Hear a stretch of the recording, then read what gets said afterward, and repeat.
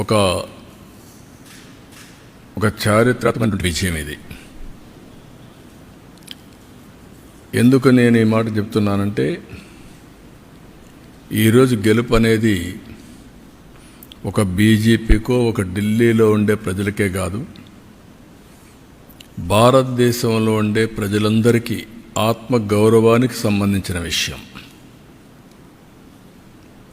ఈరోజు ఎక్కడికి పోయినా ప్రపంచంలో మీది ఏ దేశం అంటే భారతదేశం చెప్తాం, మీ రాజధాని ఏదంటే ఢిల్లీ అని చెప్పుకొని గర్వంగా చెప్పుకుంటాం. మనం అందరం కూడా మనకు మంచి భవిష్యత్తు ఉండాలి, ఎక్కువ అవకాశాలు ఎక్కడ ఉంటాయనుకుంటే మన రాజధానికి పోవాలనుకుంటాం. అది రాష్ట్ర రాజధాని కానీ దేశ రాజధాని కానీ. యాస్పిరేషన్స్ని ఫుల్ఫిల్ చేసే ప్లేస్గా ఉండాలి. అలాంటి రాజధాని ఇటీవల కాలంలో ఒక వెదర్ పొల్యూషన్, ఒక పొలిటికల్ పొల్యూషన్, ఈ రెండు పొల్యూషన్స్ కలిపి ఢిల్లీకి పోవడం మానేసి ఢిల్లీ నుంచి వేరే ప్రాంతాలకు వెళ్ళిపోయే పరిస్థితికి వచ్చారు. ఒకప్పుడు బీహార్ నుంచి ఒక ట్రైన్ ఎవ్రీడే లేబర్ అంతా కూడా అక్కడ పోయి పని చేసుకుని మళ్ళా ఈవినింగ్ ఢిల్లీ నుంచి బీహార్కి వెళ్ళేవాడు. ఇప్పుడు బీహార్ నుంచి ఢిల్లీకి రావడంలా పరిపాలన అంటే ఎట్లుంటుందంటే, ఒక్కొక్కసారి పరిస్థితులన్నీ కూడా తారుమారయ్యే పరిస్థితులు వస్తుంది. దానికి ఉదాహరణ ఢిల్లీ. అయితే ఇక్కడ ఏ మోడల్ వర్కౌట్ అవుతుంది భారతదేశంలో అనుకుంటే, ప్రపంచంలో ఎక్కడ కానీ భారతదేశంలో కానీ పీపుల్స్ ఫస్ట్, పీపుల్ ఫస్ట్, ఒక సస్టైనబుల్ మోడల్ క్రియేట్ చేయాల్సిన అవసరం ఉంది. అదే నరేంద్ర మోడీ ఒక సస్టైనబుల్ మోడల్ని క్రియేట్ చేస్తున్నాడు. ఆయన్ని మనస్ఫూర్తిగా అభినందిస్తున్నాం. ఈరోజు ఢిల్లీలో గెలుపు కూడా ప్రధానమంత్రి నరేంద్ర మోడీ గారిపై నుండే నమ్మకం. ఆ నమ్మకంతో ఢిల్లీ ప్రజలు నరేంద్ర మోడీ గారి నాయకత్వాన్ని బలపరిచారు. ఇప్పుడు మీరు నేను మాటల్లో చెప్పడం కాకుండా విత్ ఫ్యాక్ట్స్ అండ్ ఫిగర్స్ కూడా మీకు ఎక్స్ప్లెయిన్ చేస్తున్నా ఏ మోడల్ వర్కౌట్ అవుతుంది దానికి. ఇప్పుడు మీరు చూస్తే డెవలప్మెంట్ జరగాలి. డెవలప్మెంట్ జరిగితే సంపద సృష్టించబడుతుంది. సంపద సృష్టించబడితే ఆదాయం పెరుగుతుంది రాష్ట్ర ప్రభుత్వానికి. ఆ ఆదాయం ఖర్చు పెడితే సంక్షేమ కార్యక్రమాలు ఎక్కువ చేయగలుగుతాం. మళ్ళీ డెవలప్మెంట్కి ఫండ్స్ ఉంటాయి. దీనివల్ల ప్రజల్ని ఎప్పటికప్పుడు ఎంపవర్ చేసుకుంటూ తలసరి ఆదాయం పెంచి మెరుగైన జీవన ప్రమాణాలు ఇవ్వడానికి అవకాశం వస్తుంది. ఇది సింపుల్ థియరీ. ఇది ఎవరైతే సమర్థవంతంగా చేస్తారో good development, good politics, good governance, good politics, ఒక సుపరిపాలన ఇవ్వగలిగితే అది మంచి రాజకీయాలు కూడా నాంది పలుకుతుంది. భారతదేశంలో 34 years ఆర్థిక సంస్కరణలు ప్రారంభించి, అంత మునుపు మనకు ఢిల్లీ రాజధాని బ్రిటిష్ పాలన, 3 ప్రెసిడెన్సీస్, మెడ్రాస్, కలకత్తా, ముంబై, ఈ ప్రెసిడెన్సీస్ అన్నీ ఉండేటివి. మెడ్రాస్ ప్రెసిడెన్సీ అని ఇవన్నీ ఉండేటివి.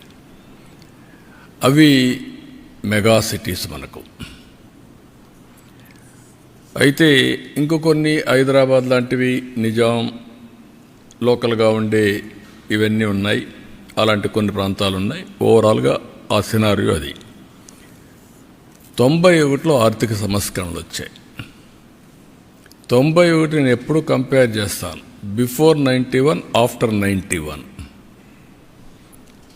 ప్రీ 91 అనేది ఆర్థిక సంస్కరణలు రాని నేపథ్యంలో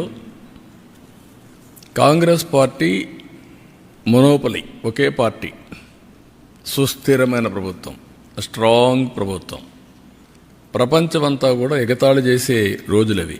హిందూ గ్రోత్ రేట్ మీకు 2% వస్తుంది, 1% వస్తుంది, మీకు అభివృద్ధి చేత కాదు అని ఎగతాళి చేసే రోజులు. అక్కడి నుంచి రిఫార్మ్స్ వచ్చాయి. అది కూడా మన తెలుగు బిడ్డ పివి నరసింహరావు తీసుకొచ్చాడు. అక్కడి నుంచి అందరికీ సమాన అవకాశాలు వచ్చాయి. What is the beauty of reform అంటే లైసెన్స్ రాజు పోయింది, అందరికీ సమానమైన అవకాశాలు వచ్చాయి. అక్కడి నుంచి స్టార్ట్ అయింది. అక్కడి నుంచి స్టార్ట్ అయితే మీరు చూస్తే వెరీ ఇంట్రెస్టింగ్ ఒక సినారియో మీకు చూపిస్తాం. మళ్ళీ మీకు కూడా ఇస్తా, మీరు చూసుకోండి. మహారాష్ట్ర 95లో $55 బిలియన్ జిఎస్టిపి, అది $490 బిలియన్ అయింది. అంటే 9 టైమ్స్ గ్రో అయింది. 95కు 2024కి 9 టైమ్స్ గ్రో అయింది. $3,500 పర్ క్యాపిటల్ ఇన్కమ్. ఇప్పుడు గుజరాత్ 24 బిలియన్ అది $370 బిలియన్ పెరిగింది. అంటే 15 సార్లు పెరిగింది. వాళ్ళ తలసరి ఆదాయం $4,500. అదే మరి వెస్ట్ బెంగాల్ అప్పటికే $51 బిలియన్, అది 241కే పెరిగింది. అంటే 4.7 టైమ్సే పెరిగింది. గుజరాత్ 15 సార్లు, వెస్ట్ బెంగాల్ 4.7 సార్లు. వాళ్ళ తలసరి ఆదాయం $1,925. తమిళనాడు 45 బిలియన్ అప్పటికే, $355 బిలియన్ పెరిగింది. 8 టైమ్స్ పెరిగింది. $3,950 తలసరి ఆదాయం. యునైటెడ్ ఆంధ్రప్రదేశ్ 22 బిలియన్ $695కి, రెండూ కలిపి ఇప్పుడు 390 అయింది. తెలంగాణ 200 అయింది, ఆంధ్రప్రదేశ్ 190కి తగ్గిపోయింది. అంటే రెండూ కలిపి మీరు చూస్తే $3,000 పర్ క్యాపిటల్ ఇన్కమ్. దాంట్లో ఆంధ్రప్రదేశ్ 2,40,000కి మిగిలిపోయి వాళ్ళు 3,56,000కి వెళ్ళే పరిస్థితికి వచ్చారు. Difference of governance I'm comparing year. Karnataka 43 billion $290 now billion 7 సార్లే పెరిగింది. తమిళనాడు 8 సార్లు పెరిగింది. కర్ణాటక మనం అనుకుంటున్నాం 7 సార్లే పెరిగింది. ఆంధ్రప్రదేశ్ 12 సార్లు పెరిగింది. ఇది కంబైన్డ్ ఆంధ్రప్రదేశ్ చూస్తే. అదే గుజరాత్ 15 సార్లు పెరిగింది. దీంతో $4,150 వచ్చింది. పాపులేషన్ తక్కువ ఉంది కాబట్టి. యూపీ 38 బిలియన్ నుంచి $356 బిలియన్ అయింది. 9 సార్లు పెరిగింది. $1,160 పర్ క్యాపిటా, పెద్ద పాపులేషన్. రాజస్థాన్ 33 బిలియన్ అది 175 పెరిగింది. 5 సార్లే పెరిగింది. $2,100 తలసరి ఆదాయం. బీహార్ 7.55 బిలియన్ ఉండేది 120 అయింది. 16 సార్లు పెరిగింది. కానీ ఇప్పుడు కూడా $750 పర్ క్యాపిటల్ ఇన్కమ్ ఉంది. కేరళ 12.5 బిలియన్ నుంచి 160 బిలియన్ అయింది. 12 టైమ్స్ పెరిగింది. $3,500 పర్ క్యాపిటల్ అయింది. ఆల్ ఇండియా 330 బిలియన్ నుంచి $3,570 బిలియన్ పెరిగింది. ఇది 11 టైమ్స్ పెరిగింది. $2,300 మొత్తం తలసరి ఆదాయం. దీంట్లో మీకు గుర్తుపెట్టుకోవాల్సింది, ఇక్కడ మనం అర్థం చేసుకోవాల్సింది, 95లో ఆర్థిక సంస్కరణలు వచ్చాయి. ఫస్ట్ మూవర్ అడ్వాంటేజ్ టెక్నాలజీ తీసుకున్నాం. అక్కడి నుంచి అందరూ కూడా టెక్నాలజీ కొంత ముందు తీసుకున్నారు, కొంతమంది వెనకాల తీసుకున్నారు. నాలాంటి వాడు అందిపుచ్చుకొని చాలా ముందుకు వెళ్ళాం.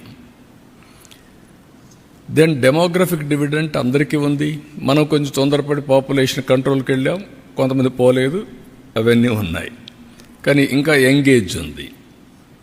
దెన్ గుడ్ పబ్లిక్ పాలసీస్, అక్కడి నుంచి పోటీ ప్రపంచంలో మంచి పబ్లిక్ పాలసీస్ ఏవైతే తీసుకొచ్చామో, ఒక ఐటీ, ఒక ఇన్ఫ్రాస్ట్రక్చర్ గేమ్ చేంజర్గా మారాయి. వెల్త్ క్రియేషన్ అయింది, ఆపర్చునిటీస్ పెరిగాయి, గ్రోత్ మల్టిప్లైయర్ ఎఫెక్ట్లో వెళ్ళిపోయే పరిస్థితికి వచ్చింది. అదే సమయంలో right leader, right time and continuation, it made all the difference. మీరు ఇక్కడ చూస్తే గుజరాత్ 15 సార్లు అందరికంటే హైయెస్ట్ పెరిగింది. ఈరోజు $4,500 వెళ్ళిపోయారు వాళ్ళు. వై? అంత మునుపున్న ముంబై, కలకత్తా, చెన్నైని డామినేట్ చేసి ముందుకెళ్ళారు. రెండోది టెక్నాలజీ హబ్స్ అయినటువంటి హైదరాబాద్, బెంగళూరు, పూణేను కూడా దాటి ముందుకెళ్ళిపోయే పరిస్థితికి వచ్చారు. అంటే కన్సిస్టెంట్ పాలసీస్, లీడర్షిప్, గ్రోత్, ఇవన్నీ కలిపి it makes all the difference. అందుకే మీరు చూస్తే వెస్ట్ బెంగాల్ $51 బిలియన్ ఉండేది, గుజరాత్ 24 ఉండేది. ఇది రివర్స్ అయిపోయింది. 370 గుజరాత్, 241 వెస్ట్ బెంగాల్. సేమ్ మనుషులు, సేమ్ నీళ్లు ఉన్నాయి, సేమ్ అవకాశాలు, సేమ్ రిఫార్మ్స్. ఇవన్నీ కూడా మనం గుర్తుపెట్టుకోవాల్సింది. ఒక లీడర్ కానీ కరెక్ట్గా ప్లాన్ చేస్తే ఏం జరుగుతుందో ఇది ఒక ఎగ్జాంపుల్స్. ఇవన్నీ నేను అందుకే చాలాసార్లు చెప్పాను, భారతదేశానికి రైట్ టైంలో రైట్ లీడర్ నరేంద్ర మోడీజీ. కొంతమందికి ఇష్టమున్నా లేకపోయినా it is a right momentum. అలాంటి లీడర్షిప్ని ఇప్పుడు ఢిల్లీ కూడా ప్రజలు మళ్ళీ ఓట్లేసి గెలిపించారు. ఈ ప్రాసెస్ ఏంటని మన ప్రజలందరూ అర్థం చేసుకోవాల్సింది. కొంతమంది కరప్షన్లో ఇన్వాల్వ్ అవుతారు. ఆటోమేటిక్గా 5 ఏళ్లలో ఉన్నారు, కొంతమంది 10 ఏళ్లలో పోతున్నారు, కొంతమంది లాంగ్ టర్మ్లో కూడా ఉంటున్నారు, కానీ నష్టపోతున్నారు. కొంతమంది సంక్షేమం ఇస్తున్నామని బటన్ నొక్కడం, సంక్షేమ కార్యక్రమాలు ఇస్తున్నామని చెప్పి మాయమాటలు చెప్పడం, దెన్ కరప్షన్ చేయడం. దీంతో ప్రజలు రియలైజ్ అయ్యేదని టైం పట్టచ్చు. 1 టర్మ్ పట్టచ్చు, 2 టర్మ్లు పట్టచ్చు. దెన్ ఎక్కడికక్కడికి ఈ పొలిటికల్ పొల్యూషన్ చేస్తూ వస్తున్నారు. ఎవరైనా మాట్లాడితే ఎదురుదాడి చేయడం, వాళ్ళని అరెస్టులు చేయడం, లేకుంటే వాళ్ళ మీద ఒత్తిడి పెంచడం, సోషల్ మీడియాలో అవమానం చేయడం, ఒక పొల్యూషన్, ఇష్టానుసారంగా మాట్లాడడం, గర్వంతో మాట్లాడడం, హంబుల్నెస్ లేకుండా పోవడం, ఇవన్నీ వచ్చే పరిస్థితికి వచ్చింది. కానీ పర్ఫార్మెన్స్ మాత్రం లేదు. దానికి 2 ఉదాహరణలు ఏపీ అండ్ ఢిల్లీ. సిమిలారిటీస్ కూడా ఉన్నాయి. ఆ రోజు Delhi model of education, what is that model? నేను బాగా చదువు చెప్పిస్తున్నా, ఓకే. హైయర్ ఎడ్యుకేషన్ ఉందా? లేదు. ఆ తర్వాత కాలేజీలు ఉన్నాయా? లేవు. తర్వాత ఉద్యోగాలు ఉన్నాయా? లేవు. రెండోది మహిళా హాస్పిటల్స్, హెల్త్. ఇంటికి నేను మందులు పంపిస్తున్నా, ఓకే, బాగానే ఉంది. సూపర్ స్పెషాలిటీ హాస్పిటల్ ఉందా? లేదు. ఇవన్నీ చేసిన తర్వాత నీళ్లు ఇచ్చే పరిస్థితులు లేరు. డ్రైనేజ్, డ్రింకింగ్ వాటర్ కలిసిపోయే పరిస్థితి వచ్చింది. ఢిల్లీలో ఎక్కడ చూసినా డస్ట్ బేరకపోయి garbage, it is a city of garbage అయింది. మెయిన్ రోడ్లో ఎవరన్నా విఐపీస్ వస్తే, అంబాసిడర్స్ వస్తే, కంట్రీ హెడ్స్ వస్తే మెయిన్ రోడ్లో గార్బేజ్ ఉండే పరిస్థితికి వచ్చింది. Yamuna totally pollution. ఏదైతే ఒక సీజన్లో ఢిల్లీలో pollution highest in the world, most polluted city ఏదైనా ఉందంటే ఢిల్లీ దానికి చిరునామా అనే పరిస్థితికి వచ్చాం. అందుకే నేను మొన్న ఎన్నికల్లో చెప్పాను, it is a total failure model. I'm not criticising individuals. It is a failure model. Itself is a failed failed model. It cannot sustain, it cannot replicate, it cannot be continued. Continue అయ్యే కొందికి ఏమవుతుంది, ప్రజలకు bleeding అవుతుంది. ఇంకా ఒకప్పుడు మీరు చూస్తే best examples ఇక్కడ పంజాబ్, మన గర్వంగా చెప్పుకున్నాళ్ళం. పంజాబ్ అంటే ఒకప్పుడు దేశానికి కావాల్సిన సైన్యం అంతా అక్కడి నుంచి వచ్చేవాళ్ళు, దేశాన్ని రక్షించేవాళ్ళు. దేశానికి అవసరమైన ఫుడ్ అంతా గోధుమలు కానీ రైస్ కానీ సప్లై చేసేవాళ్ళు. 5 నదులు ఉన్నాయి. ఈరోజు ఏమైంది పంజాబ్? డ్రగ్స్. ఐటీకి పోలేదు, డ్రగ్స్ వచ్చాయి. అదే సమయంలో పంజాబ్లో ఈరోజు మీరు చూస్తే ఎవ్రీ డే ఒక ట్రైన్ ఢిల్లీకి వస్తుంది క్యాన్సర్ ట్రీట్మెంట్ కోసం. Is it not our responsibility to correct it right time? ఇవి చూసిన తర్వాత ఇక్కడ అక్కడ మీరు చూస్తే వెల్ఫేర్ అని చెప్పి నేను నీళ్లు ఊరికే ఇస్తున్నా, కరెంటు ఊరికే ఇస్తున్నా, ఇవన్నీ చెప్పారు. కానీ భవిష్యత్తును అంధకారం చేసే పరిస్థితికి వచ్చారు. ఇక్కడ కూడా మన రాష్ట్రంలో మీరు చూస్తే అక్కడ కొద్ది టైం తీసుకున్నారు, కానీ మన రాష్ట్రంలో 5 ఏళ్లలోనే బటన్ నొక్కే కార్యక్రమానికి విసుగొచ్చే పరిస్థితికి వచ్చారు. వీళ్ళ అరాచకాలు అద్దులు లేకుండా పోయే పరిస్థితి వచ్చింది. ఎగో ప్రాబ్లమ్స్ కూడా చిన్న పెద్ద లెక్క లేకుండా ఇష్టానుసారంగా మాట్లాడడం, ఆ గర్వం, ఎగో, ఏదో ఎక్కడి నుంచో వచ్చినట్టు ప్రవర్తించడం, ఆ హంబుల్నెస్ లేకుండా పోవడం, ఇవన్నీ జరిగాయి. ఢిల్లీలో జరిగిన liquor is nothing compare to Andhra Pradesh. ఎవరైనా సరే లిక్కర్లో ఇన్వాల్వ్ అయిన వాళ్ళు ఇంతవరకు ఆ ఫ్యామిలీస్ కూడా బాగుపడవు. అంటే అది పాపిస్ట్ డబ్బులు. రెండోది, పేదవాళ్ళ ఆరోగ్యాన్ని సర్వనాశనం చేసి మీరు ఎంజాయ్ చేయడానికి ఎవరిచ్చారు మీకు అధికారం? రూలర్స్కి. మామూలుగానే లిక్కర్ అనేది నేనున్నప్పుడే ఈఎన్ఏ ఎక్స్ట్రా న్యూట్రల్ ఆల్కహాల్ తయారు చేశాను 2 times న్యూట్రలైజ్ చేయడానికి. ఎందుకు? అందులో ఉండే ఇంప్యూరిటీస్ అన్నీ పోవాలి, కొంతవరకు అనేది అవుతుందని. ఇప్పుడు మీరేం చేశారు? రా లిక్కర్ ఇచ్చే పరిస్థితికి వచ్చారు. టోటల్గా ఆ లిక్కర్ తాగితే ఏమవుతుందో తెలియకుండా కిడ్నీస్ ఫెయిల్ కావడం, చాలా సమస్యలు వచ్చాయి. సిస్టాన్ని మొత్తం సర్వనాశనం చేశారు. డిస్టిలరీస్ లాగేసుకొని డిస్ట్రిబ్యూషన్ అంతా వెళ్ళే చేసి సెకండ్స్ అమ్మి ఆడ నుంచి ఎక్కడ చూసినా ఆన్లైన్ పేమెంట్స్ లేకుండా చేసే పరిస్థితికి వచ్చారు.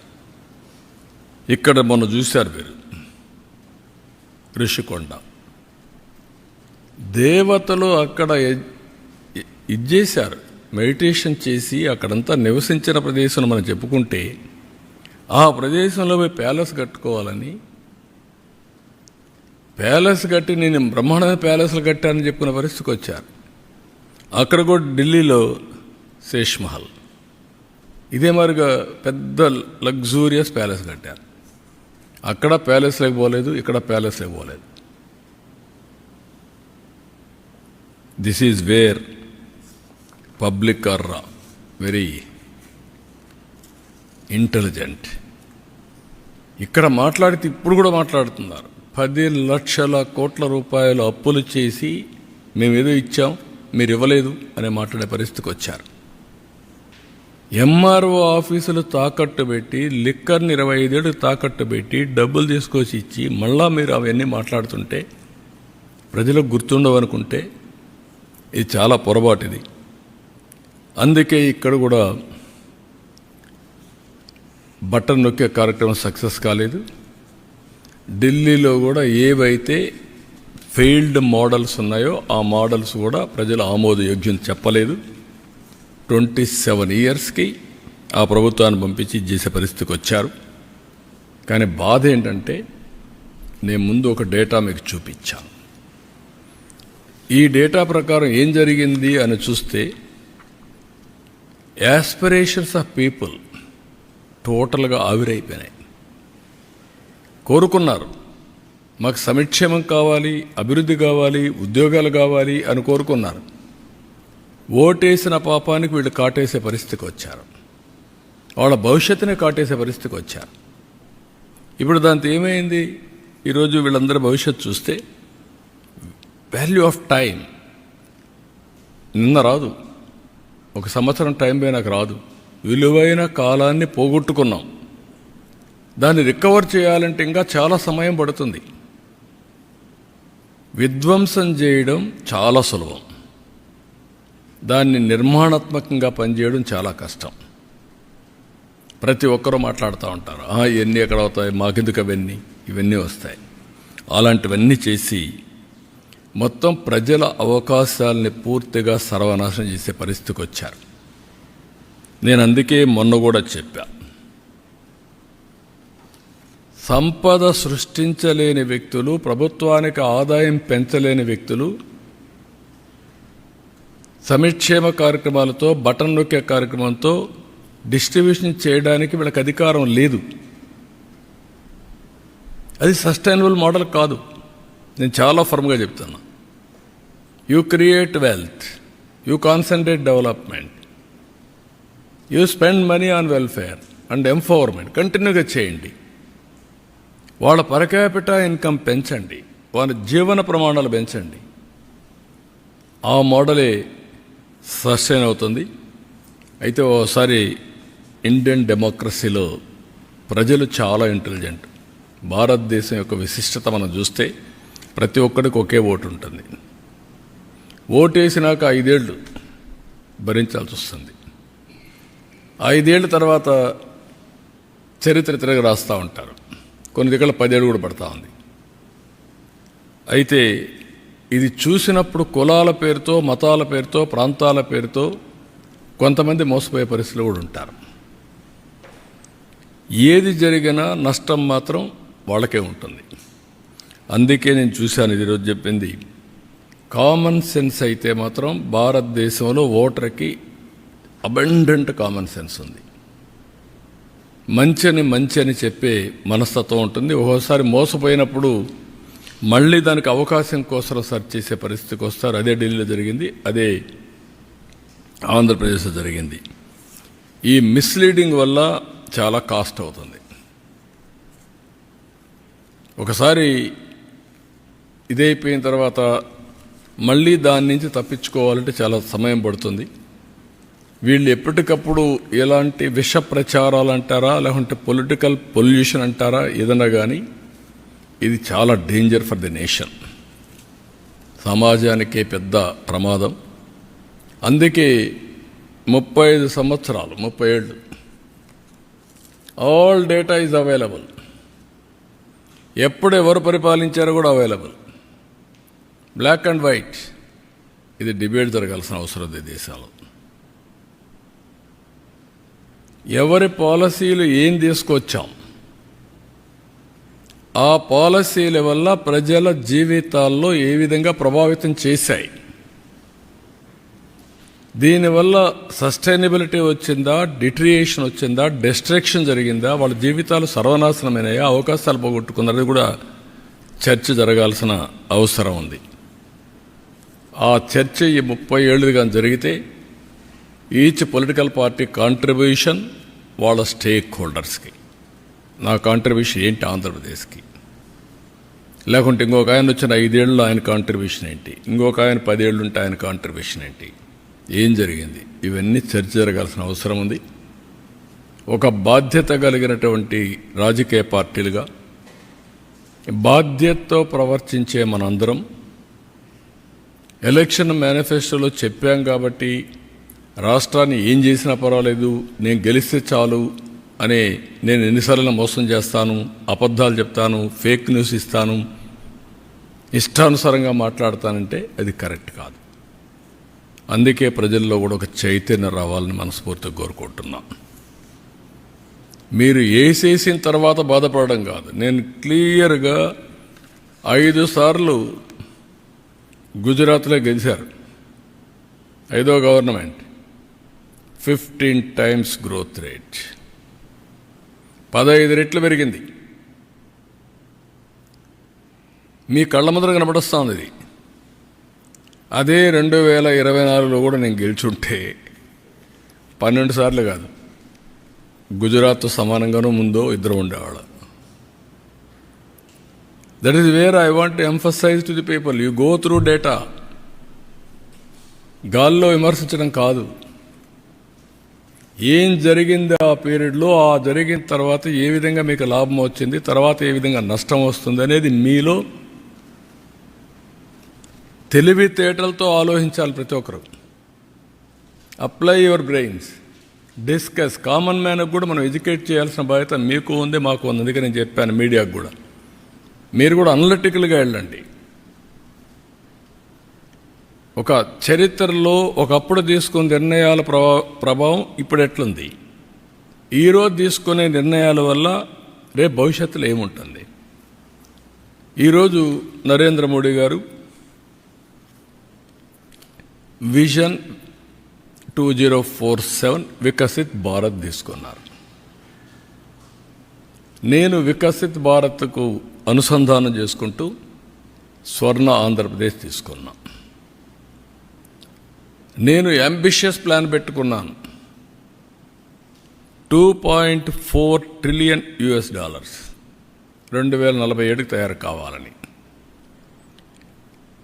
దీనికి 42,000 డాలర్లు తలసరి ఆదాయం. ఆ రోజు డాలర్ ఎంత రేటు ఉంటే అంత వస్తుంది. ఈరోజు 3,200 ఆ ప్రాంతంలో ఉన్నాం. గవర్నమెంట్ దీనికి 14 నుంచి 15% గ్రోత్ రేట్ రావాలి. ఆంధ్రప్రదేశ్లో 15% రావాలి. పోయిన 5 సంవత్సరాలు తెలుగుదేశం పార్టీ టైంలో 13.5 వచ్చాం. వీళ్ళు వచ్చిన తర్వాత 10కి తగ్గిపోయారు. 10.2 వచ్చే పరిస్థితి, 1.5 వచ్చారు. 3% కంటే ఎక్కువ డిఫరెన్స్ ఉంది. ఆ 3% ఎంత వేరియేషన్ వస్తుందో సిఏజిఆర్ మీకు ఎక్స్ప్లెయిన్ చేశాను నేను. కన్సిస్టెంట్గా 15% పెరిగితే డబల్ ది గ్రోత్ రేట్, అంటే 2 గ్రోత్ కానీ పెరగగలిగితే 4.5 రెట్లు పర్ క్యాపిటల్ ఇన్కమ్ పెరుగుతుంది. మామూలు వచ్చేదానికంటే జిఎస్టిపి పెరుగుతుంది. ఇది చాలామందికి ఇప్పుడు అర్థం కాదు, కానీ ఫీల్ గుడ్ ఫ్యాక్టర్ ఉంటుంది. అందుకే మీరు చూసిన నన్ను అరెస్ట్ చేసినప్పుడు 60 దేశాల్లో డెమాన్స్ట్రేట్ చేశారు తప్పని. రాష్ట్రంలో డెమాన్స్ట్రేట్ చేశారు, హైదరాబాద్లో డెమాన్స్ట్రేట్ చేశారు. ఎప్పుడు నేను మర్చిపోలేను. హైదరాబాద్లో ఎవరైతే అణిచివేయాలని ప్రయత్నం చేస్తే చేతులు కాల్చుకున్న పరిస్థితికి వచ్చారు. అంటే రైట్ని రైట్గా ప్రజలు ఆమోదించే పరిస్థితికి వచ్చారు. అదే ఈరోజు మీరు చూస్తే ఢిల్లీ చూశారు, ఎండార్స్ చేశారు. Difference is that. ఎప్పటికప్పుడు నేను అందుకని ప్రజల్ని ఒక సీనియర్ నాయకుడిగా నేను అందరికంటే, ఎందుకంటే 70 నుంచి రాజకీయాలు చూశాను. At the helm of affairs 82, 83 నుంచి ఉన్నా. I have seen so many governments, so many public policies, pre-economic reforms, post-economic reforms చూసా, టెక్నాలజీ చూసా, టెక్నాలజీ అడాప్ట్ చేసుకున్నా, అమలు చేశా. ఈరోజు అనేక సంక్షోభాలు చూసా, అవకాశాలు చూసా. ఈరోజు నేను ఒకటే అప్పీల్ చేస్తున్న ప్రజలకి, great nation, great opportunity. Delhi is the best example. Right time, right leader. నేను ఏదైతే ఇంతవరకు కూడా చెప్పానో అది నరేంద్ర మోడీ. అందరంగానే అన్డివైడెడ్ అటెన్షన్తో ముందుకు పోతే India will become number 1 or 2 by 2047. ప్రపంచంలో Indians will be number 1. There is no second thought. That is the leadership we are having. అందులో నా స్వార్థం ఏంటంటే, అటు కేంద్రం ఇటు రాష్ట్రంలో డబుల్ ఇంజన్ సర్కార్, 2 ప్రభుత్వాలు ఉంటే గ్రోత్ కూడా డబుల్ డిజిట్ గ్రోత్ ఉంటుంది. ఢిల్లీలో నేను చూశాను ప్రాక్టికల్గా. ఆయుష్మాన్ భారత్కి వచ్చే డబ్బులు ఉపయోగించుకోవాలా, సెంట్రల్ గవర్నమెంట్ స్కీమ్స్ ఉపయోగించుకోవాలి. ఉపయోగించుకుంటే కేంద్రానికి క్రెడిట్ వస్తుందని ఉపయోగించుకోకుండా చేసి ప్రజలకు అన్యాయం చేసే పరిస్థితికి వచ్చారు. అదే ఎగో ప్రాబ్లం అంటాం. అలాంటివి ఇది చేసినప్పుడు సమస్య వస్తుంది. అందుకే నేను ఆలోచించేది, నరేంద్ర మోడీ గారు ప్రపంచంలో భారతీయులు నెంబర్ 1 చేస్తే నేను తెలుగు జాతిని ప్రపంచంలో నెంబర్ 1 చేయాలనుకుంటున్నా. అది నా స్వార్థం. హైయెస్ట్ పర్ క్యాపిటా ఇన్కమ్ ఇండియాలో ఇండియన్స్ వస్తే, మొత్తం ప్రపంచంలో మనం వస్తే హైయెస్ట్ పర్ క్యాపిటల్ తెలుగు వరకు ఉండాలని నా కోరిక. అందుకే 15% పెట్టుకున్నా. అప్పటికి అన్ని రాష్ట్రాలని అధిగమించాలి సిఏజీఆర్లో నేను. ఇది జరగాలంటే అన్డివైడ్గా ప్రజలు సపోర్ట్ చేయాలి. నేను ఫ్యాక్ట్స్ అండ్ ఫిగర్స్తో చెప్తున్నా.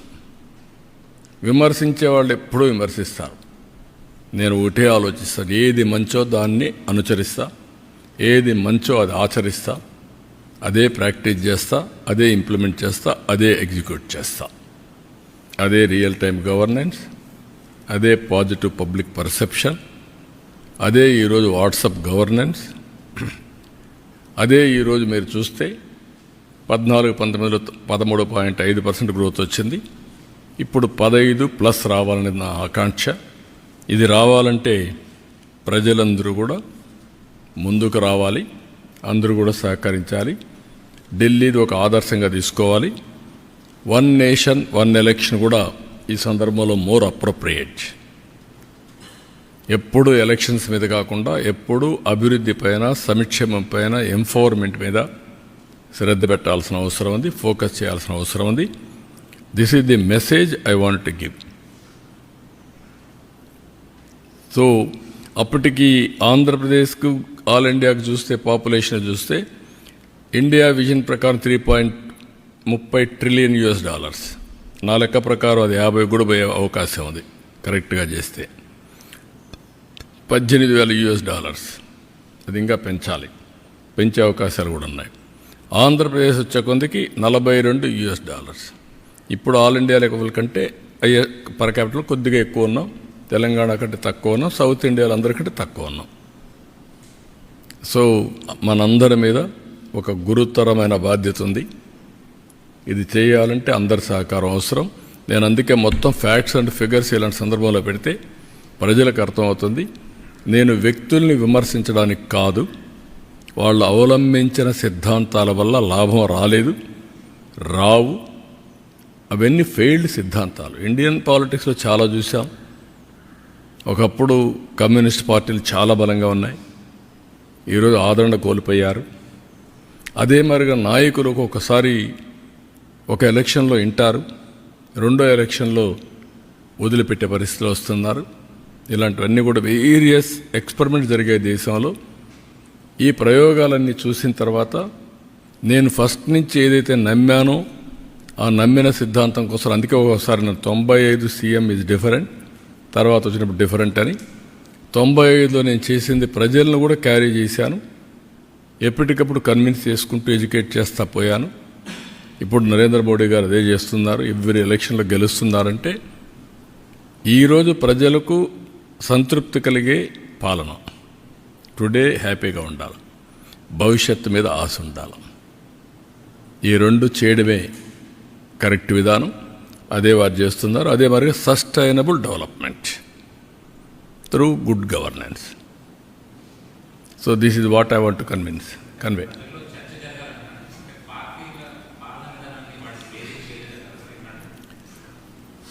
ఇప్పుడు మీరున్నారు, మీరు ఎంత ఇంటలెక్చువల్స్ కదా,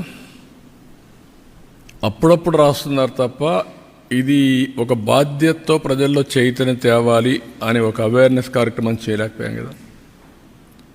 మనం అందరం ప్రాధాన్యత క్రమంలో వెళ్ళిపోతూ ఉంటాం. నాకు ఈరోజు ఒక ఆలోచన వచ్చింది. ఇప్పుడు నీతి ఆయోగ్ ఉంది, ఆ బాడీ ఈ పని చేయాల, ఇండియాలో పోటీ పెట్టాలి అందరికీ. ఇప్పుడు ఏమంటున్నాం, తప్పడం లేదు, అదర్ పార్టీస్ సంక్షేమం ఇస్తాను, అందరూ మనం కూడా ఇవ్వాలంటున్నాం. ఇవ్వాలి. సంక్షేమం ఇవ్వాలంటే అప్పులు చేసి ఇవ్వడం కాదు, సంపద సృష్టించి ఇవ్వాలి. ఈ విషయాలు మనం చెప్తున్నాం. అందుకే మొన్న నేను చెప్పిన తర్వాత 1 సైడ్ ఎలక్షన్స్ అయినాయి. 93% స్ట్రైక్ రేట్. అది తీసుకెళ్ళగలిగాం. ఆ పొలిటికల్ అవేర్నెస్ తెచ్చాం. అది ఒకరోజు చేస్తే సరిపోదు. కామన్ మ్యాన్ యాస్పిరేషన్స్ ఉన్నాయి, పొలిటికల్ పార్టీ కార్యకర్తలకు యాస్పిరేషన్స్ ఉన్నాయి. ఆ యాస్పిరేషన్స్ నేను ఫుల్ఫిల్ చేయాలి, ఎడ్యుకేట్ చేయాలి, కన్సిస్టెంట్గా చెప్పాలి. ముఖ్యమంత్రి కానప్పుడు నాకు అన్ని పాజిటివ్ పాయింట్స్ ఉంటాయి.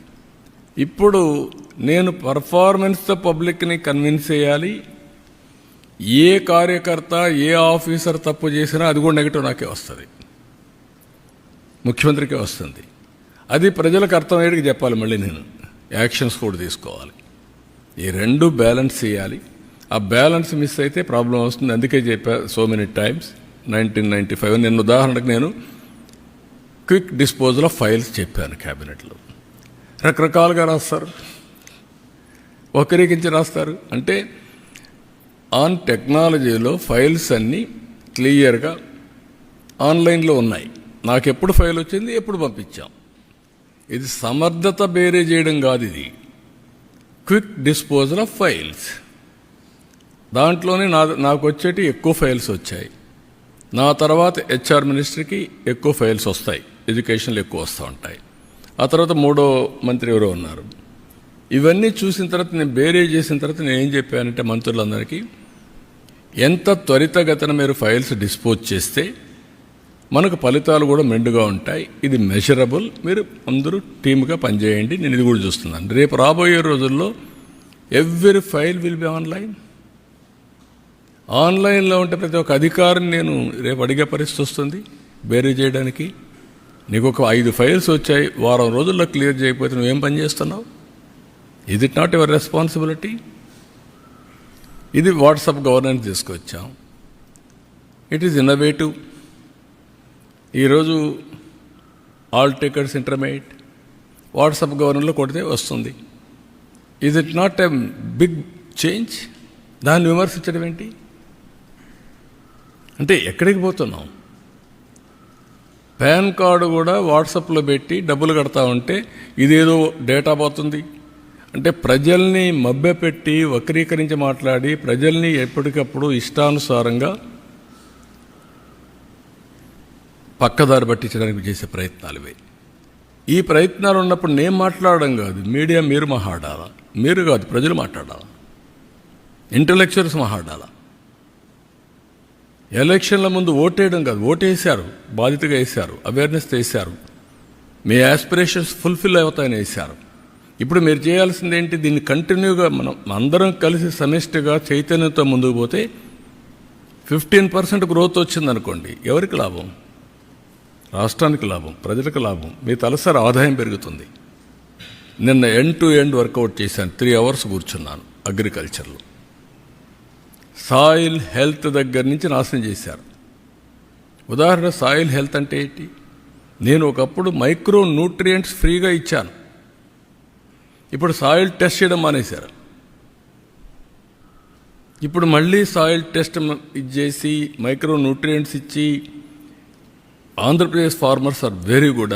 దానికి నేను మనస్ఫూర్తిగా అభినందిస్తున్నా. వెరీ ప్రోగ్రెస్ ఫార్మర్స్ మనవాళ్ళు మీరు చూస్తే ఒక మాట చెప్తే అల్లకపోతారు. వీళ్ళు రాయదుర్గకెళ్ళి వేరే రాష్ట్రాల్లో బ్రహ్మాండంగా వ్యవసాయం చేశారు. ఒకప్పుడు తెలంగాణకి ఇక్కడి నుంచి వెళ్ళిపోయారు, బళ్ళారి ఆ ప్రాంతానికి వెళ్ళారు, ఆఫ్రికాకి వెళ్ళారు, వేరే రాష్ట్రాలకు వెళ్ళారు, ఎక్కడ నీళ్లుంటే అక్కడికి వెళ్ళిపోయారు. వెళ్ళిపోయేసి అవకాశాలు బ్రహ్మాండంగా ప్రూవ్ చేశారు. ఇప్పుడు హార్టికల్చర్ కానీ, అక్వాకల్చర్ కానీ, స్పైసెస్ కానీ వీఆర్ నెంబర్ 1. ఇక్కడ ఆ మోడల్స్ని క్రియేట్ చేసి మనం ఫెసిలిటేట్ చేస్తే బ్రహ్మాండంగా చేసి పామాయిల్ వీఆర్ నెంబర్ 1. అందుకని నేను చాలా క్లియర్గా ఆదాయాన్ని పెంచే మార్గం, రైతులకు వ్యవసాయ ఖర్చులు తగ్గించడానికి టెక్నాలజీ ఎట్లా ఉపయోగించుకోవాలి, నేచురల్ ఫార్మింగ్ చేస్తే దీన్ని ట్రేసబిలిటీ సర్టిఫికేషన్ చేసి ధర ఎక్కువ ఎట్లా సంపాదించుకోవాలి, దాని గవర్నమెంట్ ప్లేయర్స్ ఇవన్నీ తీసుకొచ్చి వర్కౌట్ చేస్తున్నాం. It will take some time, but that is a revolution అవుతుంది. For the last 10 years 8.8% growth వచ్చిన ఏకైక రాష్ట్రం ఆంధ్రప్రదేశ్ అగ్రికల్చర్లో, వ్యవసాయాలు. నేను వాస్తవంగా ప్రజల్ని, రైతుల్ని మనస్ఫూర్తిగా అభినందిస్తున్నా. ఇది రాబోయే రోజుల్లో ఇంకా పెరుగుతుంది. ఇండియాకే కాదు ప్రపంచానికే ఫుడ్ బాస్కెట్గా తయారవుతుంది ఆంధ్రప్రదేశ్ రాష్ట్రం. ఎక్కువగా ఫ్రూట్స్ కానీ లేకపోతే అక్వాకల్చర్ కానీ మీట్ కానీ డైరీ కానీ ఇవన్నీ అంత పొటెన్షియల్ ఎక్కడుంది, అంత ప్రోగ్రెస్ ఫార్మర్స్ ఉన్నారు.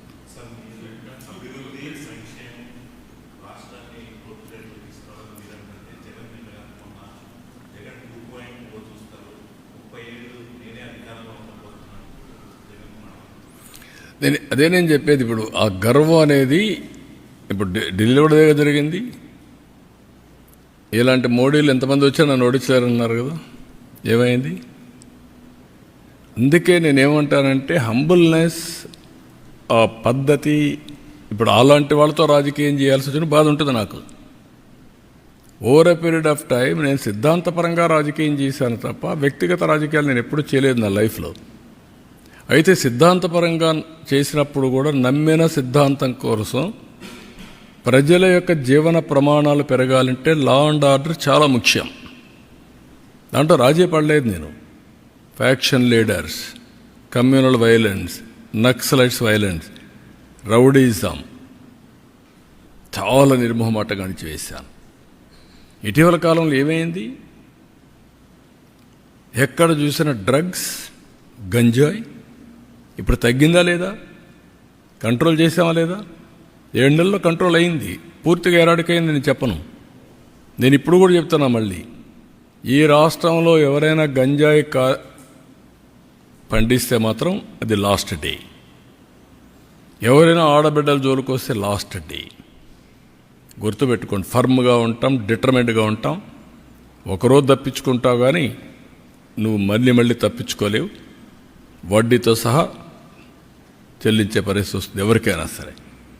Be responsible citizen. నీ పని నువ్వు చెయ్యి. నువ్వు ఈ రాష్ట్రంలో అందరి మాదిరిగా గౌరవంగా బ్రతకడానికి మీరు గౌరవంగా బ్రతకండి, అందరినీ గౌరవంగా బ్రతకనియండి. ఇష్టానుసారంగా చేస్తే ఇక్కడ ఎక్కడ అయినే పరిస్థితిలో ఉండదు. అట్లని చెప్పి రాజకీయ ముసుగులో నేరస్తులు చేరి ఇష్టానుసారంగా చేస్తే కూడా డెఫినెట్గా కట్టడి చేస్తాం. అది చేయకపోతే కూడా తప్పే అవుతుంది. మేము చేస్తాం, మీరేమన్నా చేయండి. ఇష్టానుసారంగా మాట్లాడడం, నోరు బారేసుకోవడం, ఓకే మీరు నోరు బారేసుకుని నేను పారేసుకో, అది ఎప్పుడు నా జీవితంలో లేదు. బట్ యాక్షన్ మాత్రం డిటర్మెంట్గా ఉంటుంది, ఫర్మ్గా ఉంటుంది. నేనేమంటానంటే అప్పుడు అందుకే 95 సీఎం అన్నాను. నరేంద్ర మోడీ గారి పైన ఎంత ప్రచారాలు చేస్తున్నారు, ఏమైంది? ప్రజల అప్రమత్తంగా ఉండాలి. That is important.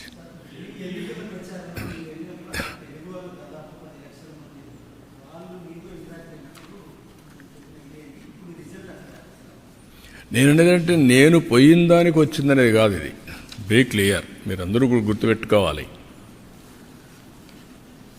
ప్రధానమంత్రి నరేంద్ర మోడీ గారి పైన నమ్మకం ఇది. ఆయన అవలంబించే మోడల్ ఈజ్ రైట్ మోడల్ అని ప్రజలు విశ్వసిస్తున్నారు. అందుకే 3 సార్లు గెలిచారు. గుజరాత్లో 5 సార్లు గెలిచారు. ఆ నమ్మకం అనేది అక్కడ ప్రజల్లో చైతన్యవంతమైన ప్రజానీకం.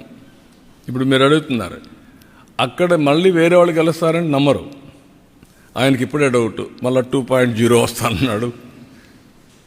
అంటే మీకు ఇప్పటి నుంచే మళ్ళీ ఫియర్ సైకో స్టార్ట్ అయిపోతా ఉంది. వాడు వస్తే ఏమవుతుంది, మళ్ళీ నిద్రపోతామా లేదా, ఏమైపోతాం అంటే దాంతో మనం ఇంకొంచెం నర్వస్ అయ్యి ఇంకా ఎక్కువ తప్పులు చేయాలని చూస్తాం. I'm not interested in that. I want deal firmly everybody equally.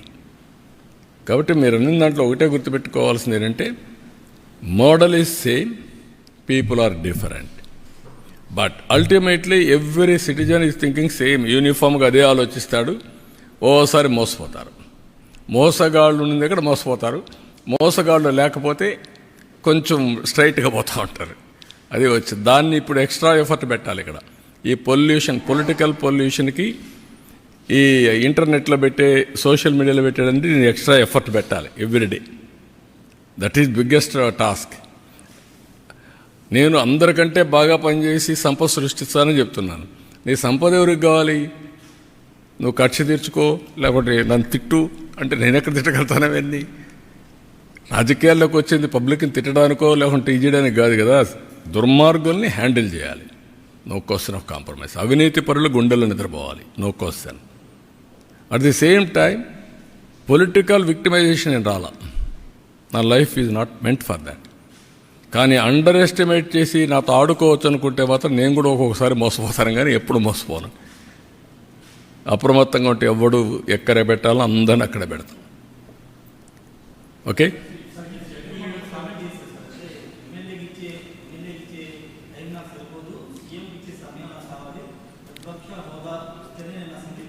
దాన్ని ఏమంటారు బ్రదర్? నువ్వు నన్ను అడుగుతున్నావు ఏమంటావు దాన్ని? నీతో ఎవరన్నా మాట్లాడుతున్నావు ఏమంటావు? ఒప్పుకుంటావా? మీ ఇంట్లో నీకు ఆ మధ్య మాట్లాడితే నీ పక్కన మాట్లాడితే ఒప్పుకుంటావు వారిగా? మరి ఇక్కడ ఎందుకు ఒప్పుకుంటున్నావు అంటే నువ్వు ఎందుకు అడుగుతావు నన్ను? దట్ ఈజ్ వేర్, అదే ప్రాబ్లం. మీకు అక్కడే చెప్పాలా మీకు ధైర్యం ఉంటే. ఏమయ్యా నీకు ఎమ్మెల్యేగా ఓటేశారు, ఎంపీగా ఓటేస్తే ఎంపీగా ఉంటాడు తప్ప ప్రతిపక్ష స్థానానికి వేయకపోతే నాకు ప్రతిపక్ష స్థానం ఇవ్వాలి, పీఎంతో సమానంగా ఇవ్వాలంటే ఎందుకు ఇస్తారండి? ఎందుకు ఇవ్వాలంటున్నా? ఎవరిస్తారు? బ్యూటీ ఆఫ్ డెమోక్రసీ అర్థం చేసుకోకపోతే, ప్రజాస్వామ్య విలువలు అర్థం కాని వాళ్ళకి ఈ మరిగిన ఉంటారు. వితండవాదాలు చేస్తే ఎవరు సమాధానం చెప్పలేం.